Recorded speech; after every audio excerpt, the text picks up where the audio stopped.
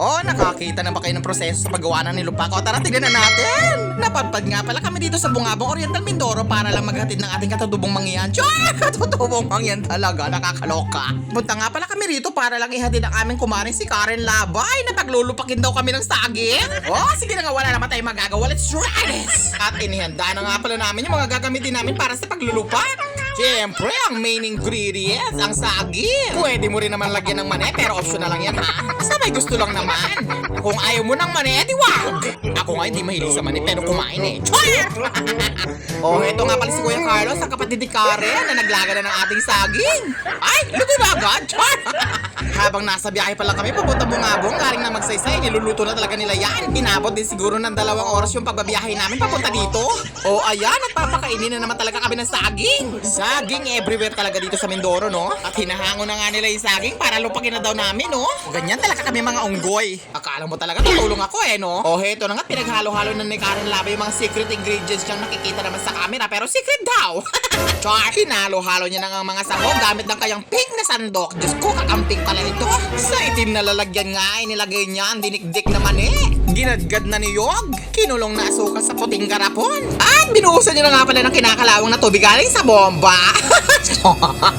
Nakakaloka. Orange soda na nga lang.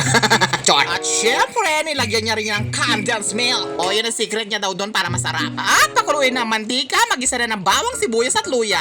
Ilagay na ang papaya. Char, ano ka magtitino ng manok? Char. Sige na nga, lupakin na natin tong main ingredients na saging. At dahil mahal namin kayo, yung balat muna para sa inyo. Char! Sabi kasi nila, unang dikdikin daw yung balat ng saging para daw malinis yung lalagyan. Yung pagdidikdikan. Sige na, Clint, bayuhin mo na yan bago pa mabayo ng iba.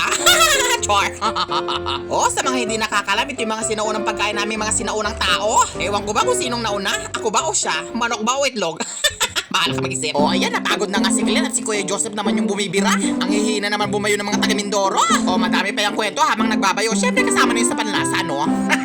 Sabi nga pala nila dito, ang nagbabayo daw dapat pares-pares, may babae, may lalaki. Yun daw yung kinagawian sa paglulupak. Hala, di ba hanggang ngayon naman, babae at lalaki nagbabayuhan? Char! Kakaloka ka. Habang bumabayo nga itong si Papa Jack nagkukwento naman yung asawa niya si Ate Lynn. Pero hindi ko nagkukwento sa inyo, no, baka malaman pa ng mga kapitbahay nila. Diyos ko, mapapagalitan naman si Ate Lynn. Nakakaloka ka. Ito na nga't binabayo na nila yung saging para madurog at kumunat na ng gusto. Siya nga pala, hindi lang saging pwede mong lupakin ha. Pwede rin ang kamoting kahoy, magusto mo. Pero sabi nila, mahirap daw bayuhin yung kamoting kahoy. Alam mo kung ano mas madali? Yung asawa mo na lang yung bayuhin mo, no? Char! Kakaloka. Habang binabayo nga pala nila yung saging, sinasabi na rin ni Karen yung mga minekos-mekos niyang ingredients kanina, no? At heto ng kanyang asawa, binabayo na siya, ay ang saging pala. Char! At nandiyan din si tita nila na sumama pa talaga para lang magbalat ng saging. At heto na rin si Kuya Carlos, humalilil na rin. Mag-asawa ka na kasi para may binabayo ka na dyan. Char! Lahat talaga sila bumayo na, ako na lang hindi. At heto na nga finished product ko. Ayan na, tikpan na natin. Mas masarap daw ito kung lalagyan mo ng margarine.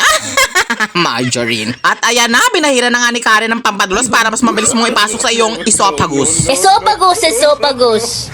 Habang tayo'y kumakain sa hapagkainan, syempre, hindi mawawala ang iyong esophagus. Mananatili yan panghabang buhay. Iingatan, papahalagahan mo yan. Dadaloy yan sa iyong sinapupunan. And I thank you. Char!